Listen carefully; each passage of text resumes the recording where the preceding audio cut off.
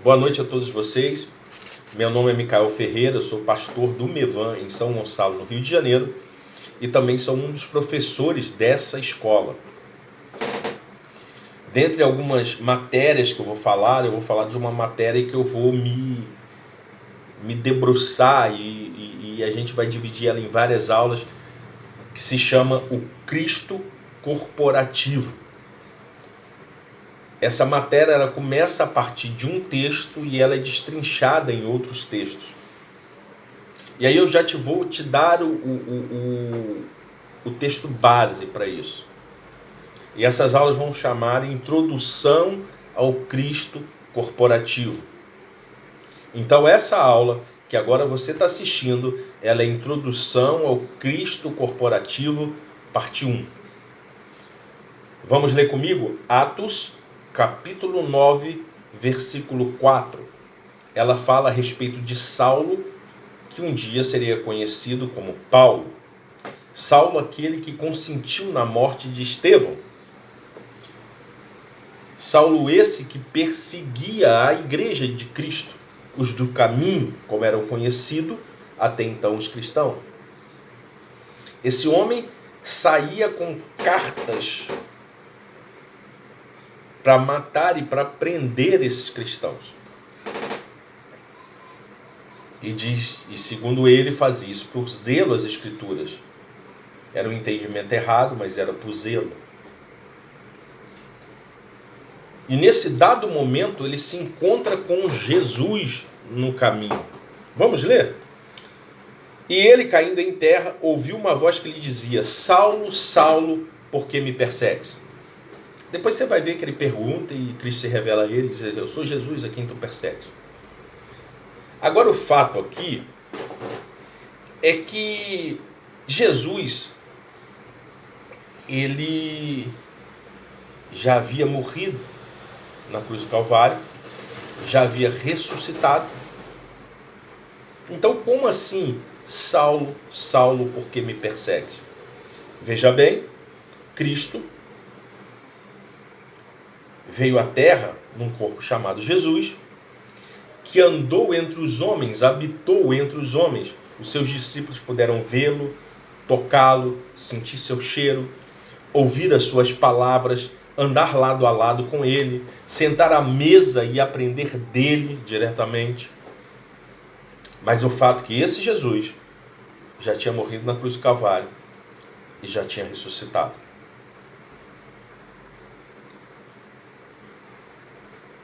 Agora, o que nós precisamos entender, e depois a gente vai destrinchar isso para que você entenda melhor. Agora eu não vou falar sobre isso porque eu preciso te apresentar primeiro o Cristo pessoal. O que Jesus estava dizendo não era assim: Paulo, por que persegue a minha igreja? Persegue... Não. Porque me persegues. Por quê? Porque aquele Cristo que até então era pessoal, que veio, andou sobre a terra, agora, depois da vinda do Espírito Santo e da nossa mentalidade ser mudada, esse Cristo que agora habita em nós, que formamos a igreja dele, que antigamente pensávamos era as quatro paredes, e era errado, e aí chegamos à conclusão que eu sou a igreja, e também é errado. Nós somos a igreja. Quando nós nos reunimos, vários membros de um só corpo. Esse corpo, que é a igreja, ele é o Cristo corporativo que anda sobre a terra ainda hoje. Cristo continua andando sobre a terra, só que agora de forma corporativa, através da sua igreja. Por isso ele diz: Paulo, Saulo, Saulo, por que me persegues? Porque na verdade ele continuava a perseguir a Cristo, porque a igreja é o Cristo corporativo andando nesse tempo. Mas a gente vai aprender um pouco melhor sobre isso no decorrer das nossas aulas. Mas agora eu preciso te falar um pouquinho a respeito do Cristo pessoal. Aquele Jesus que andou sobre a terra, que morreu na cruz do Calvário, que ressuscitou ao terceiro dia. Eu preciso te falar algumas particularidades dele. Mateus, capítulo 1, do versículo 18 ao 25. Acompanha comigo. Ora, o nascimento de Jesus Cristo, se deu do seguinte modo: estando Maria, sua mãe, desposada com José, antes de se ajuntarem, ela foi encontrada grávida do Espírito Santo.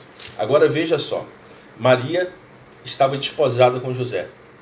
E antes que ela tivesse qualquer relação sexual com José,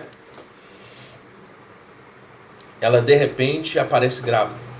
Você conhece a história, o Espírito Santo veio sobre ela e ela foi automaticamente cheia desse Espírito e ficou grávida de uma criança. E aí continua assim: então José, seu marido, sendo um homem justo, não querendo fazer dela um exemplo público, estava disposto a colocá-la em secreto. José ainda não tinha um entendimento que era o Espírito, uma coisa louca. Mesmo que ela falasse, como assim? Alguém ficou grávida do Espírito, o Espírito veio sobre ela, inconcebível isso. Mas José era um homem tão justo que ele não queria expô-la. Ele não queria fazê-la como exemplo às pessoas. José intentou então em seu coração largá-la em secreto. Ou seja, aquele homem, ainda que no seu pensamento talvez pensasse, olha, foi uma traição, ela engravidou de outro, mas ele era tão justo que ele preferia receber a culpa sobre ele. Olha, eu que larguei.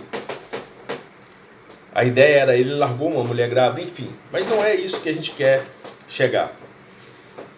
Mas enquanto pensava nessas questões, eis que o anjo lhe apareceu em sonho dizendo: José, filho de Davi, não temas por tomar para ti Maria, tua esposa. O que nela está concebido é do Espírito Santo. Olha, ele tem uma experiência profunda. Um anjo do Senhor vem e aí diz para ele: olha, cara, não tema tomar sua esposa. Não houve traição, ela não se deitou com outro homem. O que ela está gerando foi concebido pelo próprio Espírito de Deus. E aí ele diz mais: e ela dará à luz um filho, chamará o seu nome Jesus, pois ele salvará o seu povo dos seus pecados. O anjo está dizendo a José: olha, o que está sendo gerado sobre ela é o Salvador.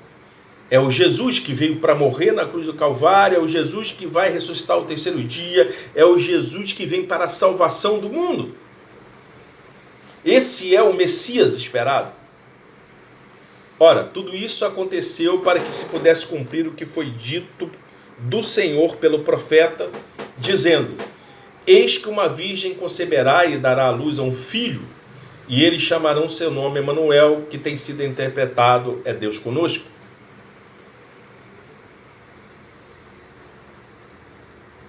Aqui esse texto está dizendo que tudo isso aconteceu para que se cumprisse as escrituras, aquilo que foi dito ao profeta, a dizer o profeta Isaías.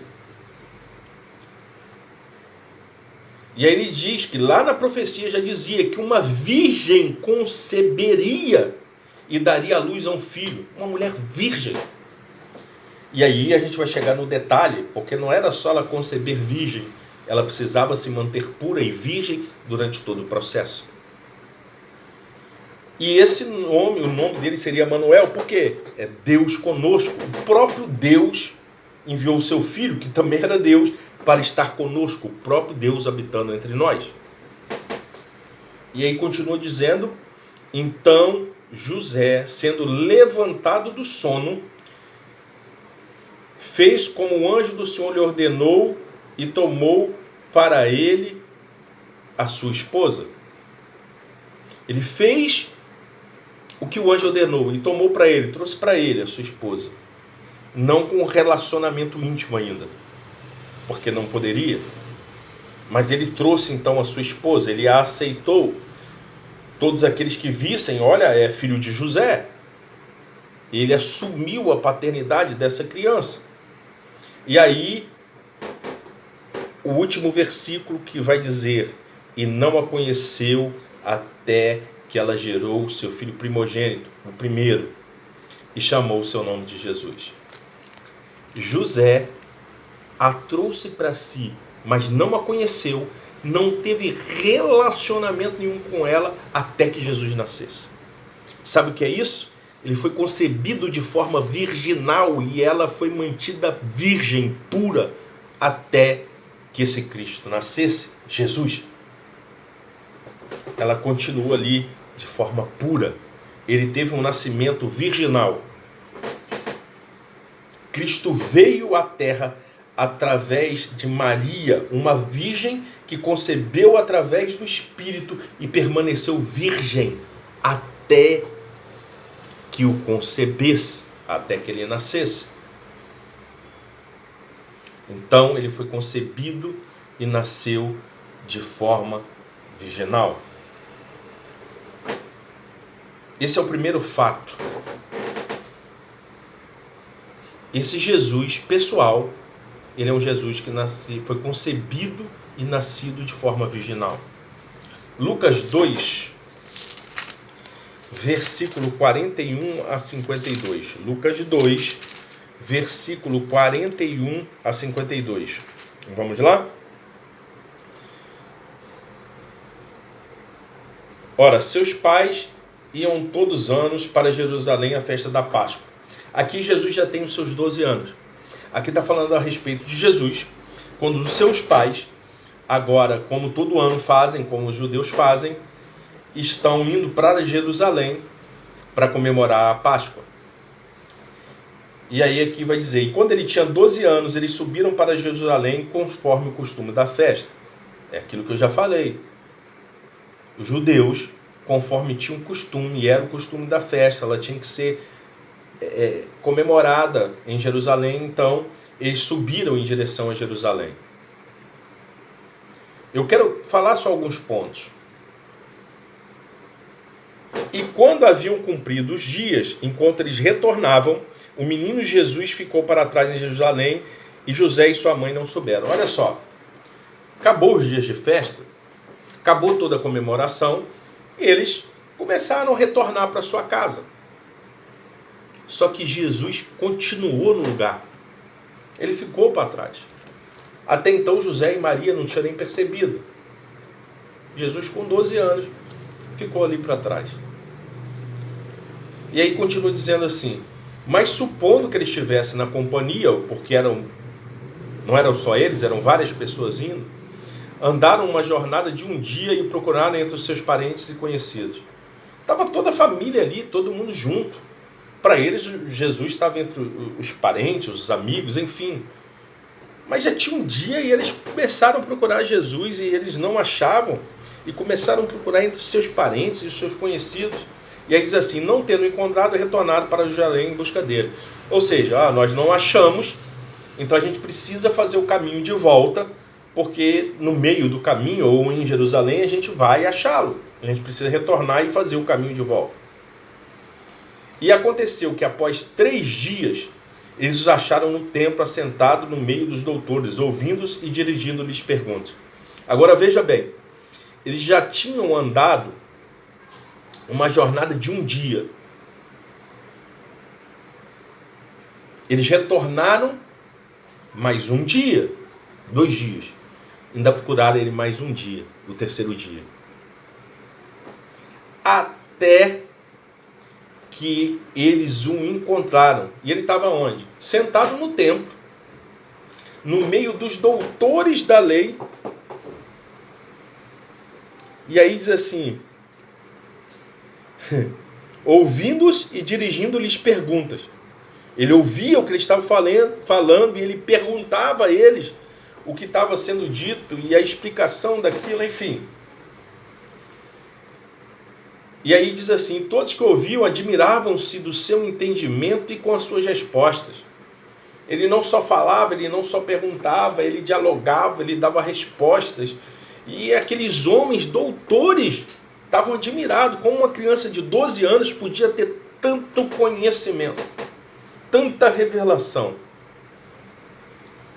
E aí a gente continua aqui no 48. E quando eles o viram, ficaram perplexos. E disse-lhe sua mãe, filho, por que tu fizeste assim para conosco? Eis que teu pai e eu, aflitos, te procurávamos.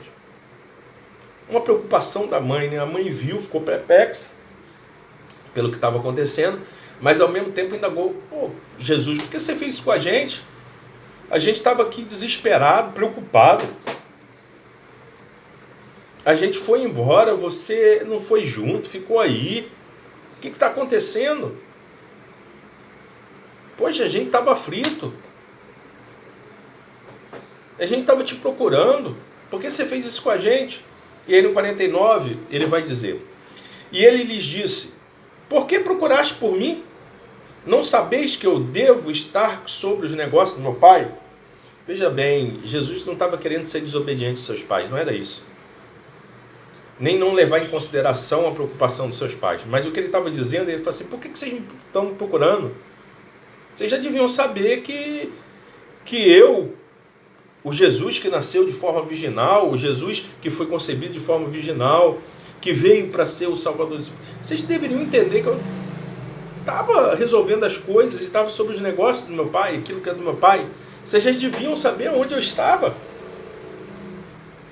Porque eles conviveram esse tempo com Jesus, sabiam da profecia sobre ele e não tinham se atentado. Ele estava resolvendo as coisas dos seus pais. E o interessante é que no 50 vai dizer que mesmo assim eles não entenderam as palavras que lhe disseram. Eles ainda não conseguiram captar quando ele diz: olha, não sabias que eu devo estar sobre os negócios do meu pai? Eles não conseguiram entender. A mente, a mentalidade ainda não podia captar. E aí o 51 diz assim: e desceu com eles e foi para Nazaré, e era de sujeito, mas sua mãe guardava todos esses dizeres no seu coração. Olha só, Jesus então, agora ele volta.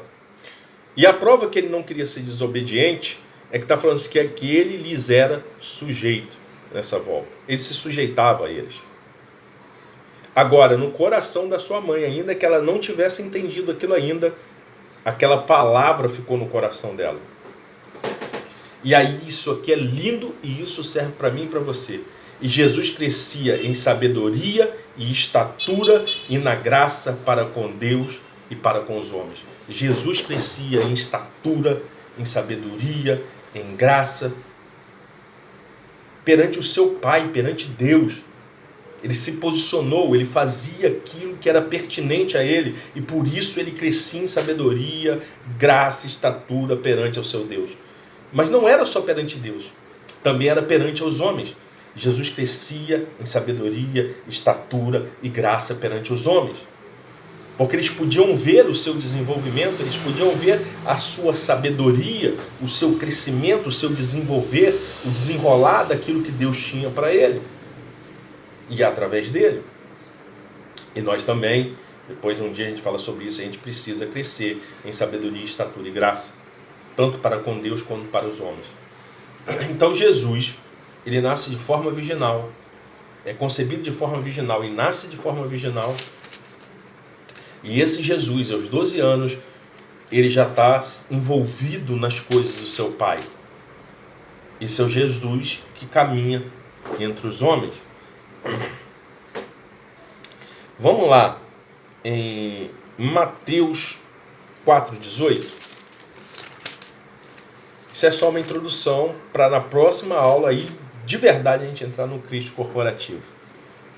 Que também vai ser uma introdução ao Cristo corporativo, mas essa eu chamaria de uma introdução à introdução. Mateus 4, versículo 18. Vai dizer assim: e Jesus caminhando junto ao mar da Galileia, Pedro e seu irmão André, que lançavam a rede ao mar, viu dois irmãos, Simão, chamado Pedro, e seu irmão André, que lançavam uma rede ao mar, pois eles eram pescadores. E disse-lhes: segui-me e eu vos farei pescadores de homens. Aqui esse Cristo está começando o seu ministério, a formar a sua equipe, a trazer os seus discípulos, os seus apóstolos. Cristo começa a andar sobre a terra e ele vê esses homens e ele começa a chamar esses homens para que esses homens o sigam. Eram pescadores, pescavam peixe. Você conhece toda essa história da pesca milagrosa, etc. Enfim. Mas o fato é que Jesus agora está chamando esses homens e está falando para eles assim: olha, eu vou fazer de vocês pescadores de homens. Agora ele já vai para um terceiro processo, que é o processo de formar a sua equipe, de começar a capacitar homens para que o seu evangelho seja propagado um pouco para frente. Lucas 4, de 16 a 31. Lucas 4, 16 a 31. Vai dizer assim: E ele chegou a Nazaré, onde fora criado. E segundo o seu costume, ele entrou na sinagoga no dia do Shabá e levantou-se para ler. E ali foi-lhe entregue o livro do profeta Isaías. E tendo aberto o livro, achou o lugar onde estava escrito: O Espírito do Senhor está sobre mim, porque me ungiu para pregar o evangelho aos pobres. Ele enviou-me para curar os quebrantados de coração e para pregar libertação aos cativos e restauração da vista aos cegos, e para pôr em liberdade os oprimidos, para pregar o ano aceitável do Senhor. E ele, fechando o livro, o deu novamente ao ministro e assentou-se. E os olhos de todos que estavam na sinagoga estavam fixos nele. E começou a dizer-lhes: Neste dia se cumpriu essa escritura em vossos ouvidos. E todos lhe davam testemunho e se maravilhavam das palavras da graça que procediam de sua boca. E eles diziam: Não é esse o filho de José? E ele lhes disse: Certamente me direis esse provérbio: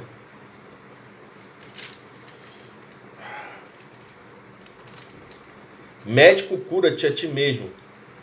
Tu o que nós temos ouvido que tens feito em Cafarnaum, faz-o também aqui na sua terra. E ele disse: em verdade, vos digo que nenhum profeta é aceito na sua própria terra. Mas em verdade eu vos digo que muitas viúvas existiam em Israel nos dias de Elias, quando o céu se fechou.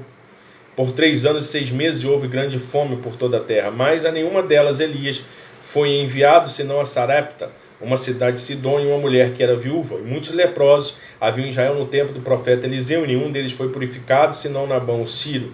E todos na sinagoga, ouvindo essas coisas, ficaram cheios de ira. E levantando-se, expulsaram da cidade e o levaram até o cume do monte em que sua cidade estava edificada, para poderem precipitá-lo. Mas ele, passando por meio deles, seguiu o seu caminho e desceu a Cafarnaum, uma cidade da Galileia, e os ensinava nos dias de Shabat. Vamos lá. Jesus agora, ele está ensinando. Ele começa a ensinar. E ele vai ensinar na sinagoga no dia de Shabat. E aí ele lê um texto. Esse texto é Isaías 61, 1 e 2. Né? Ele abre nesse texto e ele começa a falar sobre esse texto. E o texto dizia: O Espírito do Senhor está sobre mim, porque me ungiu para pregar o evangelho aos pobres. Ele me enviou para curar os quebrantados de corações, para pregar a libertação aos cativos e restauração da vista aos cegos, e para pôr em liberdade os oprimidos, para pregar o ano aceitável do Senhor. E aí ele fecha o livro e ele diz assim: olha, se cumpriu na frente de vocês, nesse exato momento, se cumpriu, eu sou esse cara. O que Isaías falou não vai se cumprir no futuro. O que Isaías falou, talvez, não é que talvez aconteça, ele se cumpriu e cumpriu agora. Eu sou esse homem. E aí eles ficam irados. E eles dizem: por que você não faz milagre em Jerusalém? E aí Jesus começa a razoar com eles: olha, o profeta não tem honra na sua casa. Olha, os profetas vieram e havia muitos leprosos, eles curaram só um, acontecia isso. Enfim, Jesus, ele entendia que o que ele tinha que fazer tinha que ser direcionado pelo Pai. Tanto é que lá no tanque de Betesda ele podia curar um monte de gente, e ele curou um, assim como era. Jesus entendia que não era sair curando ou era uma demonstração de milagres, não era para mostrar às pessoas que ele tinha poder. O que Jesus queria falar era de obediência, mas nesse momento Jesus, além de estar ensinando, ele traz um burburinho, uma loucura entre eles, porque eles ficam assim: cara, com que heresia é essa? Como é que esse cara vem falar que ele cumpriu as escrituras, que o que Isaías falou se cumpriu nele, quem falou que esse cara é o Messias, esse cara é maluco, enfim. O fato é que no final, cara, esses caras ficaram cheios, irados. Levaram ele ao pico do monte para jogar ele lá de cima. Jesus agora já está começando a ensinar, ele já formou seus discípulos, está ensinando e está revelando quem ele é. E isso traz ira sobre muitos. Porque afinal de contas, ele não era o Messias que eles queriam, mas era o Messias das Escrituras.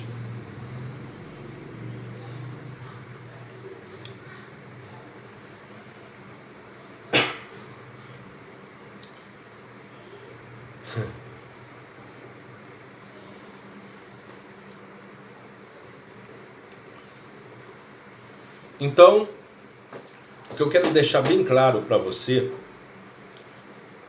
nesse primeiro dia de aula, é que para que Cristo viesse à Terra, e para que se cumprisse as Escrituras, para que, assim como entrou o pecado pelo primeiro Adão, agora pelo segundo Adão, esse pecado fosse retirado, porque no primeiro Adão nós perdemos a plena liberdade, a intimidade com Deus. E agora esse Jesus, o segundo Adão, ele vem para nos trazer para a posição original, que é uma posição de intimidade com Deus. Ele não morreu só para nos salvar, mas ele morreu para nos trazer para a posição original de intimidade com Deus. O véu se rasga, a gente tem livre acesso. Mas ele precisava vir em carne, porque assim como o pecado entrou em carne, agora tinha que ser levado pela carne, o sacrifício da carne, o último e suficiente sacrifício. Agora, aconteceu algumas etapas aí. Primeiro, é necessário que o Espírito Santo venha sobre uma mulher, a dizer Maria. Ele escolhe uma mulher idônea, uma mulher que era virgem, uma mulher que era o exemplo entre outras mulheres. Eu não posso dizer se ela era a melhor do mundo, ou se ela era ou não era, mas o fato é que ela era idônea, ela era uma mulher correta, era uma mulher que temia Deus e era virgem. E aí o Espírito vem, repousa sobre essa Maria. Essa é a primeira condição. Aí essa Maria, ela se torna grávida. A partir daí, ela está grávida do Espírito. Jesus, essa forma pessoal que caminhou sobre a terra, começa a ser gerada dentro dela. E era tanta presença que quando ela se encontra com a sua prima Isabel, e ali está sendo gerado João Batista, que é 6 meses mais velho, os espíritos, tamanha era a presença. Enfim, então ela recebe esse Espírito Santo e agora começa a segunda etapa, enquanto ele está sendo gerado. Enquanto ele está sendo gerado, não há uma junção carnal, ele não poderia nascer de forma pecaminosa, não há um relacionamento físico e sexual entre José e Maria. José agora toma uma posição de um homem de Deus. A gente fala muito de Maria, a gente fala da questão virginal dela, da questão do Espírito vir sobre ela, mas José também foi um homem de Deus excepcional. Porque quando ele não sabia ainda que era o Espírito, ele tentou matar no peito. Não ia ficar com ela, mas ia receber a culpa de ter abandonado uma mulher grávida, ao invés de expô-la, que segundo as leis ele poderia fazer. Quando o anjo vem e fala com ele, ele fala: uau, muito bom. Então não há traição, Maria não fez nada errado, pelo contrário, o Espírito veio sobre ela e ela engravidou do Espírito, o Messias está sendo gerado, uau, isso é lindo, eu vou ser pai desse Messias. Mas ele ousou mais. Ele entendeu que não só a concepção, mas o nascimento precisava ser virginal. E José olha para essa mulher traz ela como sua esposa, coloca ela aqui perto dele. Essa é a minha esposa, ela anda comigo, eu sou o marido, ela é protegida por mim. Mas não teve relacionamento sexual com ela. Não intentou. Ele respeitou todo o processo para que Jesus fosse, que já tinha sido concebido de forma virginal, agora também pudesse nascer de forma virginal. Então, até que Jesus nascesse, ele resolveu não tocar sobre ela.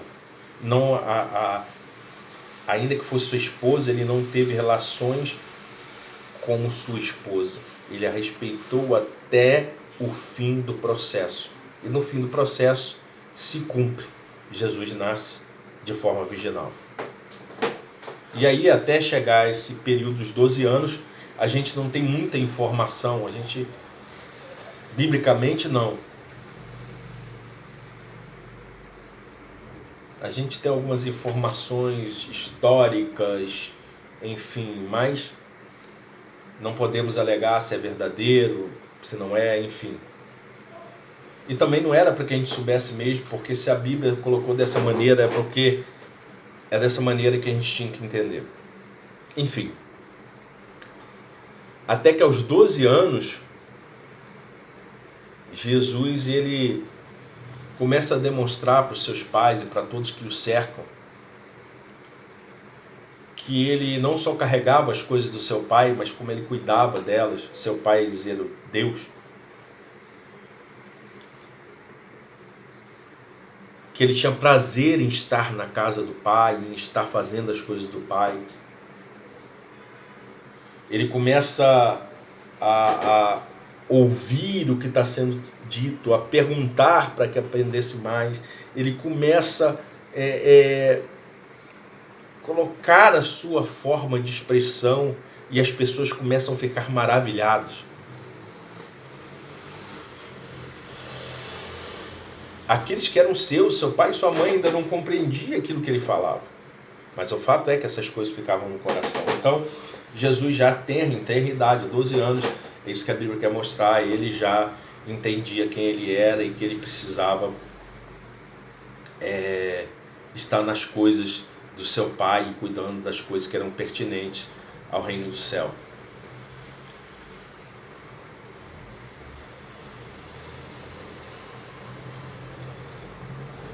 E aí a gente, você vai ver acontecendo tanta coisa depois, Jesus já nos seus 30 anos, né? Você vai ver Jesus querendo ser batizado ali por João Batista para que se cumprisse o propósito. João dizendo, olha, não, mas eu não posso nem desatar as sandálias dos seus pés. E não, é necessário se cumprir um propósito. Com 30 anos é onde os judeus era liberado na sua maioridade, onde agora ele tinha responsabilidades, tinha deveres, tinha herança, podia participar da herança do seu pai, e aquilo representava essa liberação, e Jesus sabia que precisava disso. E aí Jesus começa a caminhar sobre a terra, você vai ver a questão dele chamar os seus discípulos, né, aí ele começa a montar uma equipe, preparar pessoas de uma forma mais próxima, primeiro os seus 12 apóstolos, depois os 70. Você começa a ver lá o início dos milagres de Jesus, até quando em Caná da Galileia também, Maria pede para que ele faça, olha, acabou o vinho aí, ó, os caras não tem mais vinho, só tem água, faz um milagre aí. Tentando induzir Jesus, Jesus fala assim, mulher, ainda não é minha hora. Mas em dado momento ele vai lá, faz um milagre, o vinho que ficou era melhor do que o outro. E você vai passando por todas essas coisas, esse tempo. Jesus começa seu ministério, começa a cuidar dos seus 12, começa a cuidar dos 70, começa a discipulá-los, ensiná-los. E Jesus começa a ensinar na sinagoga também. Jesus começa a liberar a sua sabedoria e até então as pessoas o ouviam, entendiam. achavam legal, muita inteligência, muita sabedoria, até que um dia ele revela quem ele é. Ele abre as escrituras, como a gente lê um trecho de Isaías, depois você olha lá, Isaías 61, 1 e 2, ele lê o texto de Isaías e ao final da leitura no templo, isso era normal, você abre o rolo, lia as escrituras e dissertava a respeito das escrituras. Mas Jesus abre o rolo, se depara com Isaías 61, versículo 1 e 2. Começa a dissertar.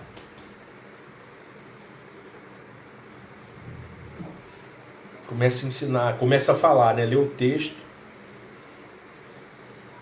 Vim para libertar os cativos, para curar. E ele começa a dar uma série de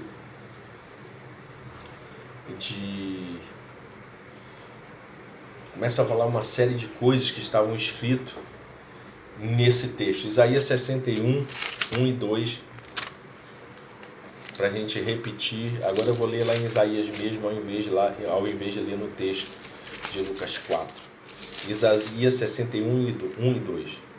E o Espírito do Senhor Deus está sobre mim, porque o Senhor tem me ungido para pregar boas novas ao pobre. Ele tem me enviado para atar as feridas do dilacerado, para proclamar liberdade aos cativos e a abertura da prisão para aqueles que estão encarcerados, para proclamar o ano aceitável do Senhor e o dia da vingança do nosso Deus, para confortar todos que planteiam. Então agora ele lê esse texto e ele diz assim, olha, esse texto aqui de Isaías 61, versículo 1 e 2, ele senta e começa a dizer, hoje, ele só fala isso, ele não começa a razoar sobre a escritura, ele só fala isso, hoje se cumpriu. Aquele que esse texto fala, agora está aqui perante vocês. Aqueles homens ficam, como assim?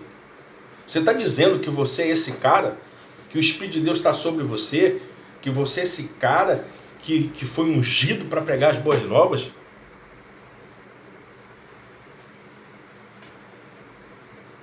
Que veio para proclamar liberdade ao cativo?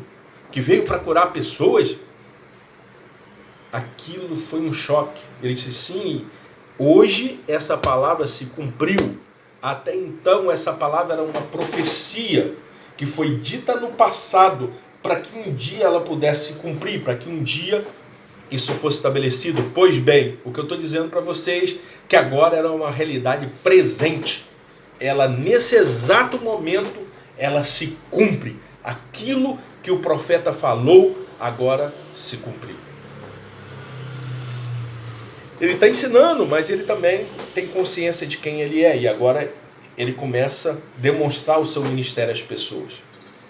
E aí você conhece todo o texto, ele é questionado, ele é perseguido, ele é traído, ele é mal compreendido por muitos. Até que um dia ele morre na cruz do Calvário para nos trazer a salvação, para nos trazer a liberdade, para nos trazer de novo para a posição original de intimidade com Deus. O véu se rasga, a gente passa a ter livre acesso. Ao terceiro dia ele ressuscita, ele continua vivendo.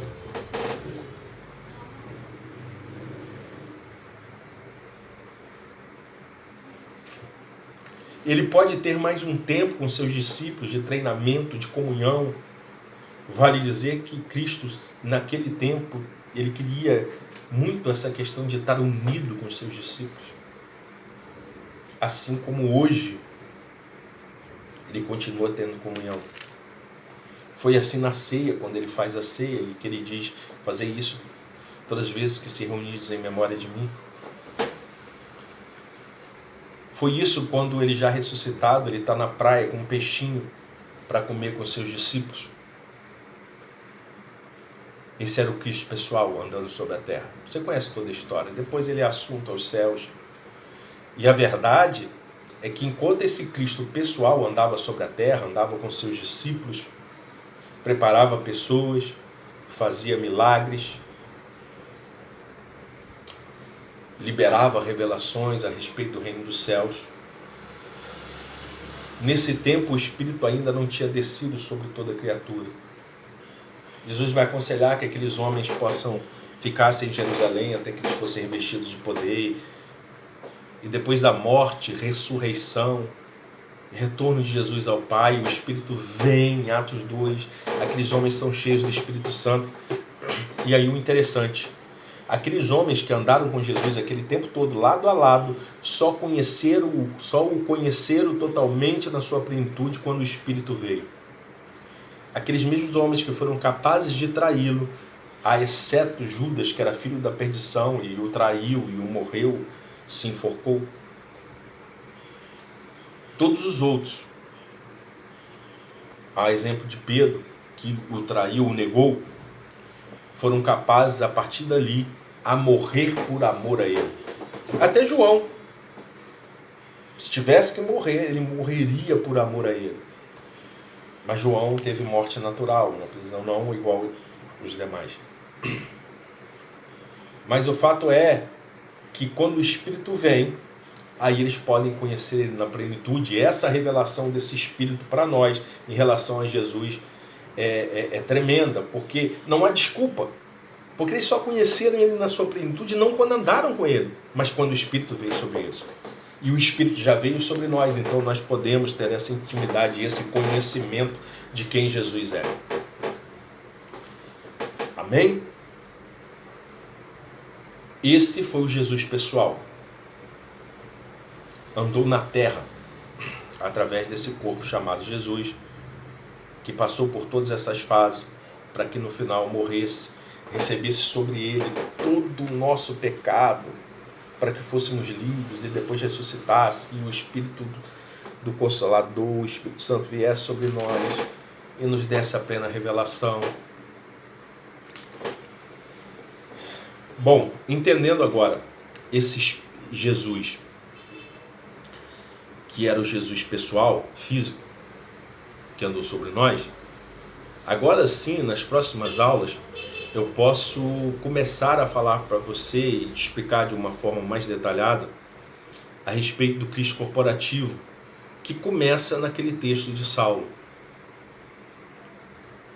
Esse Cristo que é a reunião de vários homens e várias mulheres, de várias pessoas ao redor do mundo, que são muitos, mas quando vem para ele se tornam um só.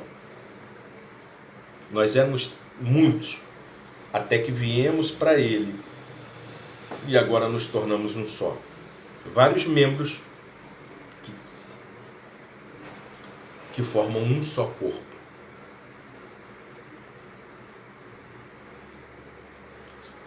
Do qual Cristo é o cabeça, ou seja, é o que comanda.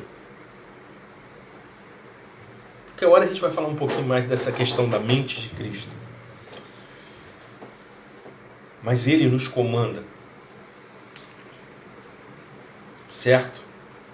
E esse corpo, bem ajustado de homens e mulheres, de vários membros que formam um só corpo, se torna o Cristo corporativo, que continua andando sobre a terra, ou seja, a sua igreja. Assim como Cristo lá atrás era a perfeita personificação do Pai, ou seja, mostra-nos o Pai. Ué, vocês andam comigo, me veem e me perguntam, mostra-me o Pai? Como assim? Quem me vê, vê o Pai. Assim precisa ser a igreja nesse tempo. Quem nos vê, precisa ver Cristo. Porque, de fato, ele é o Cristo corporativo andando através da sua igreja nessa terra, hoje, agora. E ele ainda faz milagres. E ele ainda faz maravilhas. E ele ainda libera palavras. Agora o fato, e a gente vai aprender isso no caminho aqui, primeiro, nós precisamos entender quem nós somos nele. Primeiro precisamos entender quem somos. Depois precisamos entender quem nós somos nele. E depois entender quem ele é. não necessariamente nessa ordem. Mas o fato é, a igreja precisa começar a entender quem ela é.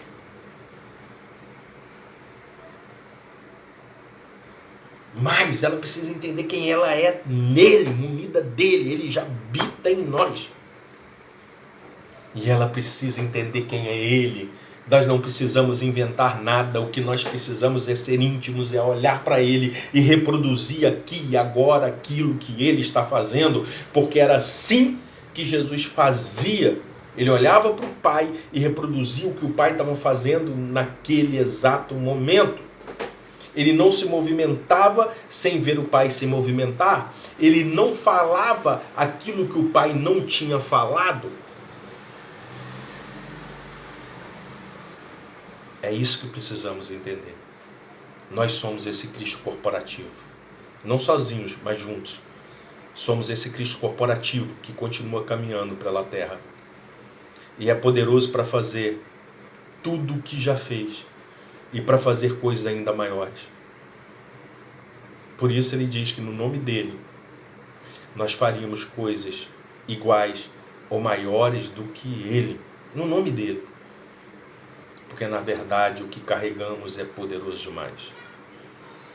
Nós carregamos o bem mais precioso dessa terra, a dizer Cristo Jesus. Esse infalível.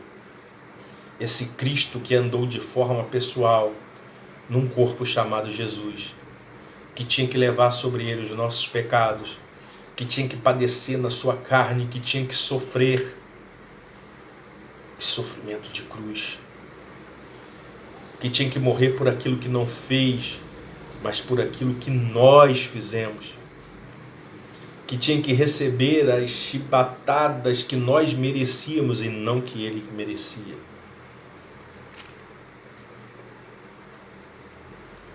Que tinha que ser mal interpretado, perseguido, humilhado em favor de nós. E ele já fez isso. Ele já nos salvou, ele já nos libertou, ele já nos santificou, ele já nos justificou, ele já pagou pelos nossos pecados, todos, exatamente todos, o que pecamos e os que vamos pecar, e isso não te dá direito a pecar, a continuar pecando, mas ele pagou por tudo. Ele pagou uma fatura com um valor muito mais alto do que era a fatura, porque ele pagou por tudo. Para que hoje você entendesse, você tem livre acesso ao Pai, você precisa entender quem você é, porque nós somos o Cristo corporativo e precisamos andar e viver de forma extraordinária para que os milagres e maravilhas aconteçam. Agora eu vou ficando por aqui, falando um pouquinho, de forma muito rápida, do Cristo pessoal, para que na próxima aula a gente possa entrar de vez no Cristo corporativo, na introdução a esse Cristo corporativo. Em breve, creio eu, devo acabar esse livro e aí vai ficar mais fácil. Mas o fato é esse. Na próxima aula, nós vamos começar a destrinchar o Cristo corporativo. Amo vocês, fiquem na paz, vamos orar. Deus, abra o nosso entendimento durante não só essas aulas, mas todas as aulas. O Senhor abra o nosso entendimento para que a gente entenda na sua plenitude. Pai, para que as pessoas possam ser libertas. Usa cada professor, Senhor. Dá a eles inteligência e sabedoria sobrenaturais. Não nos deixa falar mais do que aquilo que só quer, nem menos, Senhor. Nós queremos ser exatos, ter medidas exatas naquilo que falamos. Fica aí o nosso grande abraço a você, você que acompanha esse tempo de ensino que a Casa Mevan São Gonçalo tem liberado, não só para os da casa, mas para todos aqueles que desejam aprender um pouco mais. Nós nos disponibilizamos aí a responder perguntas, a tirar dúvidas, qualquer coisa, coloca aí, deixa o seu recado e a gente vai tentando responder paulatinamente cada uma delas, tá bom? Que Deus te abençoe, que Deus te guarde, Que Deus te dê um grande entendimento, que você tenha dias abençoados no Senhor, que a paz de Cristo reine sobre o seu lar, sobre a sua casa, e que você viva tempos de muita vitória e sabedoria no Senhor. Fiquem com Deus.